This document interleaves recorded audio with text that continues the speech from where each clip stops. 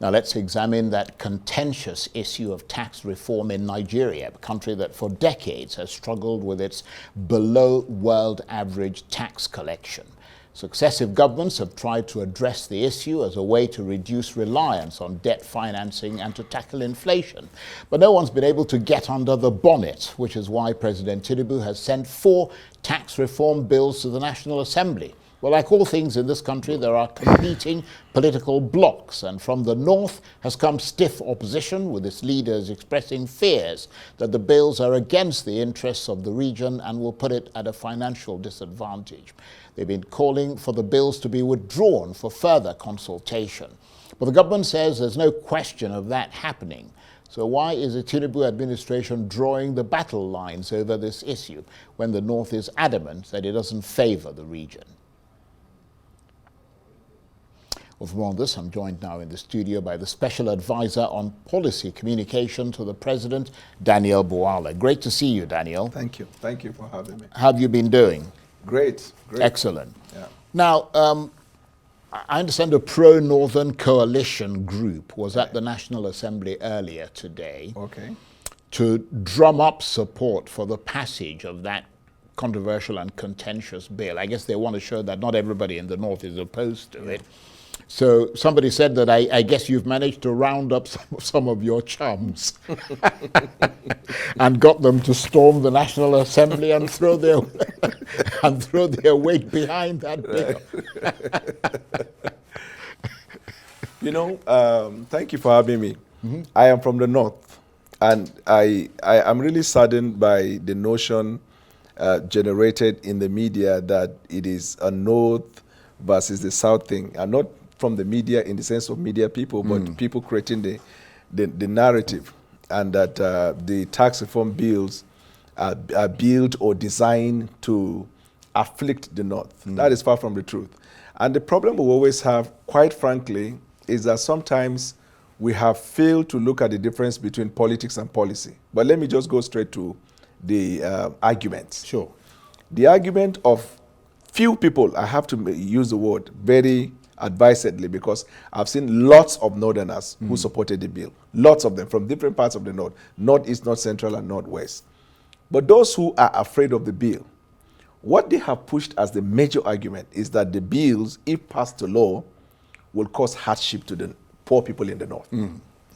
Now, if I have to take them on that argument, then my case will be that contrary is actually the reason. I mean, the very opposite is the point of the bill. Because if you say that the bill is going to impoverish the North or is going to afflict poor people, it is actually this proposed bill that is addressing the problem that the poor people encounter. Because, for example, we have an existing tax laws in Nigeria to the effect of, let's say, things that affect the poor people in the North. If you go to eat, if you go to a restaurant now, you eat, you pay VAT.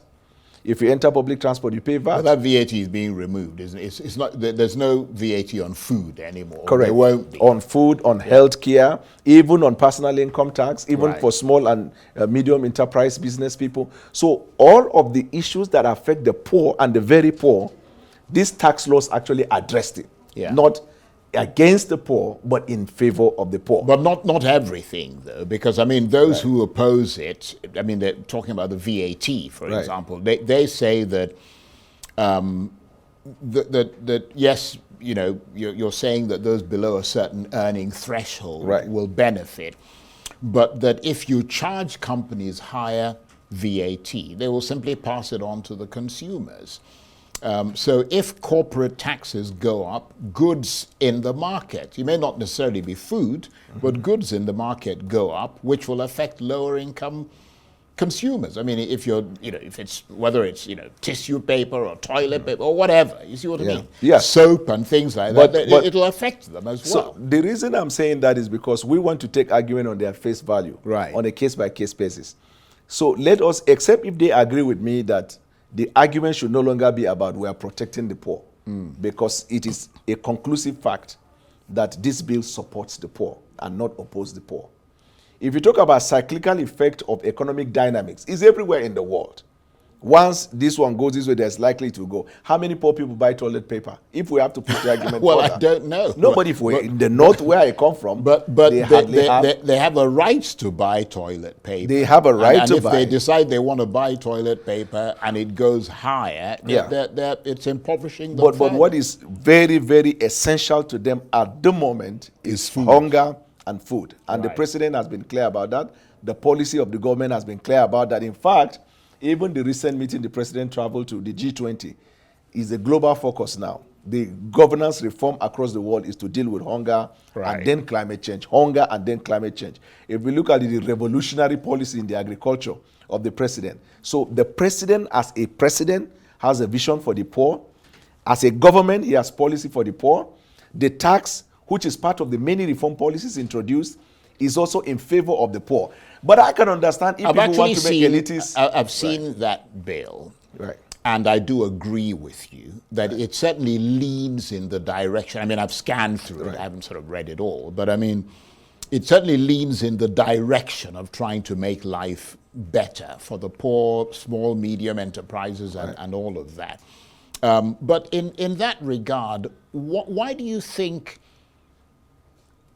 opponents have such a big problem with this bill? Why they're opposing it so much? Well, the thing is that, like I said earlier, that sometimes we play politics and policy together, or we mix politics and policy, and sometimes in a bid to oppose or support policy, we bring politics. And because they are very, very similar, sometimes you see that a vast number of people get misled by those who play politics on policy, thereby misleading the general public. So I see that, if you remember when local government autonomy was introduced, the governors didn't favor that, even though it is a good governance approach to free democracy. Right. So this one is also part of those. That's why you see that it is governors who are opposing that. But what does the law say about lawmaking process? And the president has been clear about that when they passed, the National Council of State said that they are asking for a return of the bill. He said, let it go through the legislative process. We run a democracy here. The lawmaking power in Section 4 lies with the National Assembly.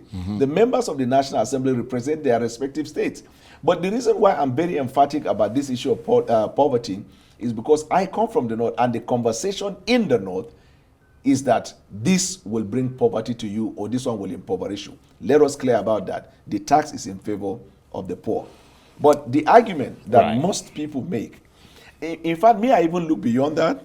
It is even not even the issue of North and South. It is just the issue of certain elites who feel that this policy is going to reduce the extent of the revenue they have to make, to do one or two things. Right. Well, but that's don't an forget, important point, because, I mean, the problem seems to be that the distribution formula is perceived not to favor the North. Not really.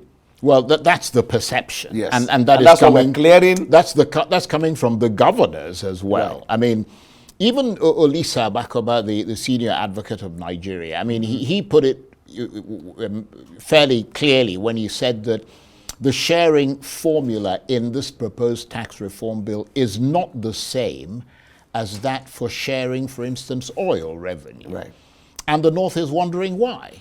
If you apply the oil revenue share to this tax, that is when you will say it will inflict or afflict the North. You see, this idea of 50-30-20 being switched to 60-20-20, if you look at the dynamics of the distribution, and it is quite there, the data is there. There are cases in which it favors the North proportionately.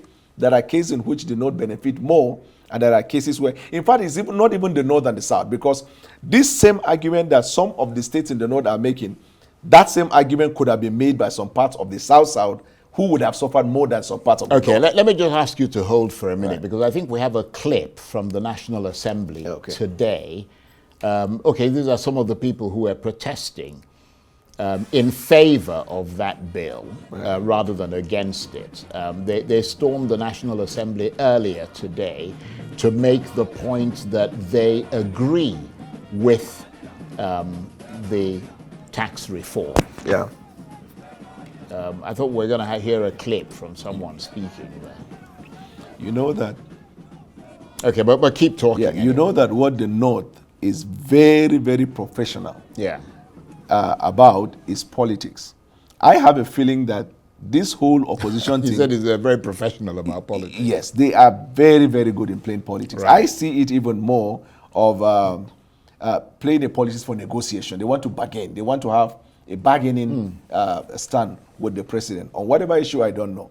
But if it is strict application of this tax Right. for the purpose of dealing with poor people of Nigeria, we make it clear we're disseminating this information in the languages from the north for people to know that this is not utter. I even saw a fake news circulating that the president recently signed a contract with Macron for the recolonization of the northern Nigeria. Well, it is that bad. That's preposterous. It is that bad. Yeah. So let the governors, I know that they are working together with the president, let the governors, and you know one good thing, to be fair to the tax team, this is one of those teams in recent history and memory of our democratic experience that have done wider consultation, more than any other subject. In the last 2 weeks, conversation around the tax reform have happened across platforms more than 200 times, just to communicate to the people. And this is open. You can see it. On this side, it favors Lagos. On this side, it favors Kano. On this side, it favors Bordeaux. On this side, there are the application of the tax law in terms of dealing with hunger, bringing good governance. It is the best that has ever happened. But what to about the Nigeria. collection process of the revenues and those tax revenues? There are some taxes that benefit consumption. There are some taxes that benefit production. Well, VAT is a consumption tax, isn't it? Yes, but even within the precinct of VAT, the distribution formula is such that there are those that go for equity distribution, or those that go for population, and then those that are on derivation in the stricter senses. And what I told a friend of mine who come from the north, I said, if you are making the argument that this tax is introduced to afflict the north from the south, who, apart from MTN or one other company, is the highest paying tax man in Nigeria?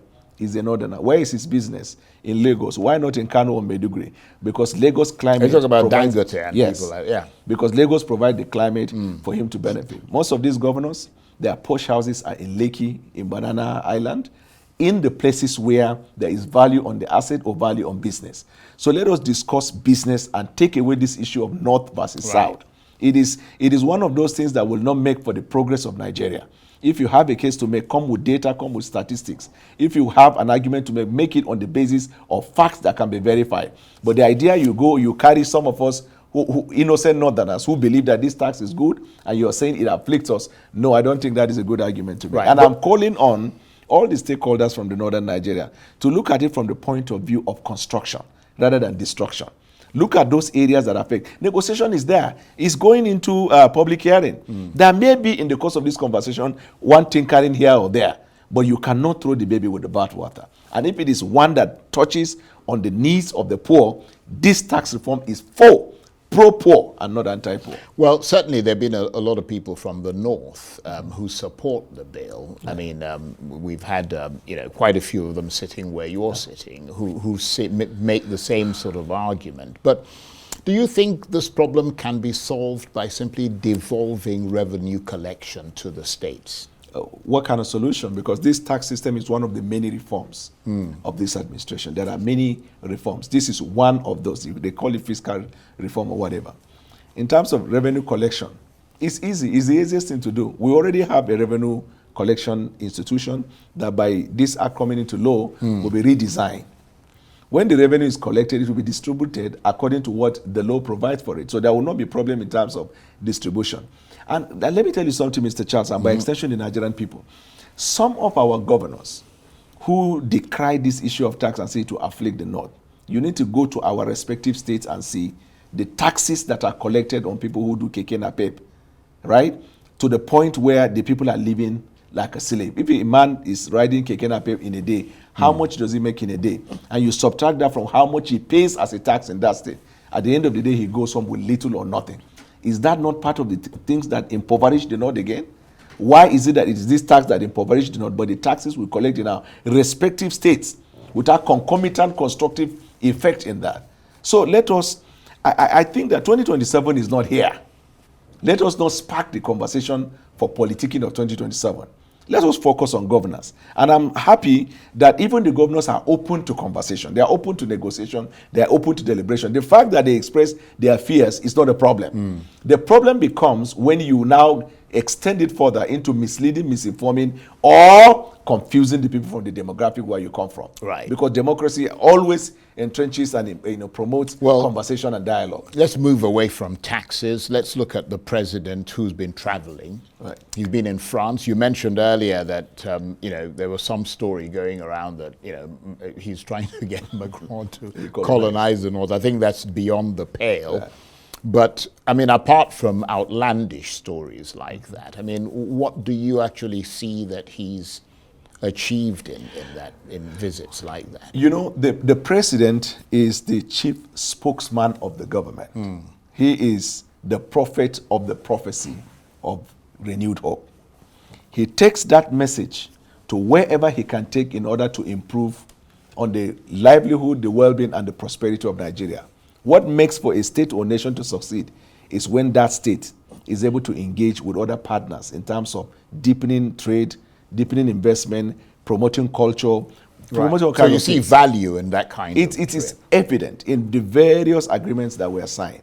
He's in South Africa, again deepening on that, taking Nigeria on the map so that Nigeria will be a destination where everybody will be interested in doing business. And we're seeing that already as part of those gains. It's just that our conversation hasn't gone in that line. You have seen the growth of our GDP. You have seen unemployment decreasing. We have seen the petrol import has reduced significantly. Well, a lot of experts doubt those figures. No, but they are facts that you can see. The GDP figures. But it's there. And you know, the thing about GDP is that you have to, I mean, you're a well-educated person, and I'm sure you know you have to kind of break it down. Right.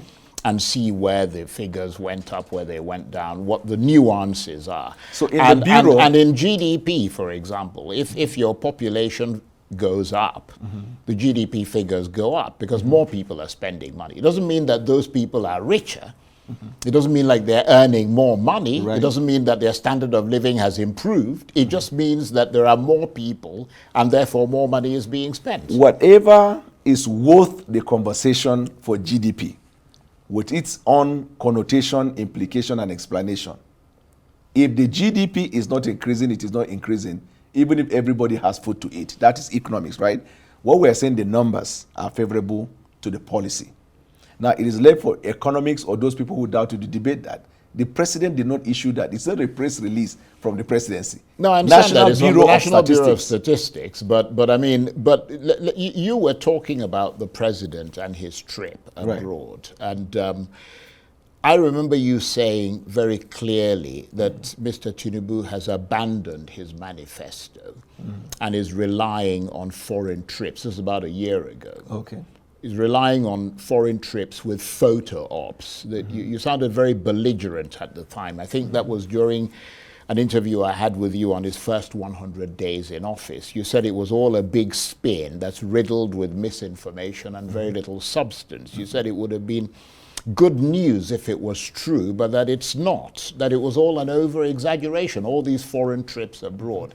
And I'm wondering how you can justify your assessment now of his foreign trip abroad and the benefit of it, and sort of compare it to what you said there. There are 2 points. The first one was, you said it a year ago.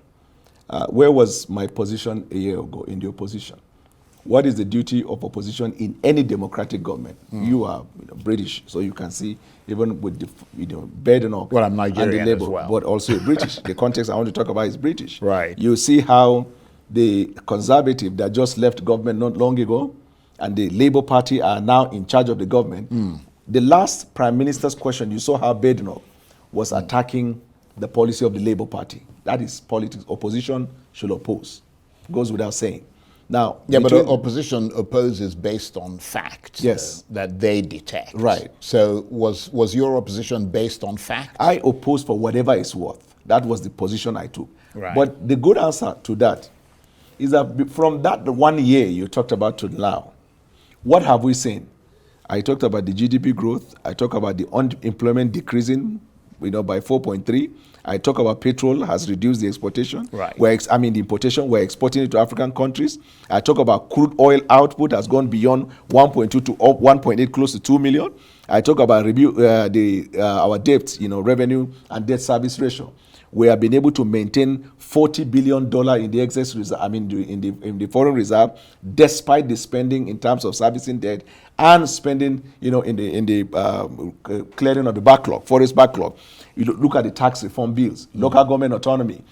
Between that 1 year and today, you will have to be possessed by evil spirit, yes, not to see the progress that is being made. You certainly have a point. I mean, that there is nothing wrong, and I don't just sit here and say, oh, blah, blah, blah. You see what I mean? No, but there are some of your colleagues that do that. Well, actually, you can change your position based on the progress that you see being made within society. There's nothing wrong with that. But what I wonder is things that, for example, you also said that you believe President Tinubu bought his election results. Do you still stand by that? That was a politics. No, but when you say politics, are you saying that you no longer believe that he corruptly purchased his election? Yes, I no longer believe. What made you change your mind? Because then I was playing politics, I didn't care. You mean because you're working for him now? I mean, that's okay. No, not because I'm working for him. Let me give you an example. It's all right to say that between January and when did I start working for him? 2-3 weeks ago? Yeah. But in the past 1 year, what was I talking about? No, obviously your position had started to align with where you were aiming to go to. No, but the fact of the matter is, the president is the president of Nigeria. Right. You can still stay in your party, assuming I was in PDP, and still commend the president if he does something that is right. There are people in APC right now, they are under the progressive umbrella, that disagree with the president. It's democracy. No, I understand that. But what I'm saying is that you were very specific when you said that the president bought his election results. And I'm very specific now to say... You think it was his victory was not authentic. And I'm very specific in answering that I distanced myself from that. I made that comment immediately after the election, even before we went into tribunal. I'm a lawyer by training. One thing that I must know is the rule of law. That is where we eat, we feed. That is what forms the basis of who I am today. This course of whether he bought or not was run through a judicial process. Up to the highest court of the land, it was rested. We call it res judicata. The judgment of the Supreme Court is binding on all authorities, and everybody abides by that. So to overflow that issue, am I a beer parlor? We used to have this beer parlor analyst. I'm not a beer parlor analyst. You're an armchair analyst. No, I'm fact-based analyst. Well, let's leave it at that, shall we? Thank you. And I appreciate the fact that you've taken the time to come and talk to us. To be fair, that was not really the main focus was for you to come and explain policy to us. And I think you've tried to do that. I do hope, quite frankly, before you close, that other journalists too will have the kind of dexterity and maturity that you do have in bringing to bear matters of politics and not mechanization and conspiracy, which I strongly believe has been circulated over the last few weeks. But I'm glad that in media there are different people and you're one of them. Well, I think that things are starting to evolve towards the fact that you are in that position now. And we would have to, the president is the president, you're his special advisor on policy communication, and we need to hear you interpret his policy for us. Gracias. Thank you very much indeed. Good to see you. That's it for this edition of Arise Prime Time. Join us again tomorrow from me and the entire team here in Abuja. Bye-bye, and thank you for watching.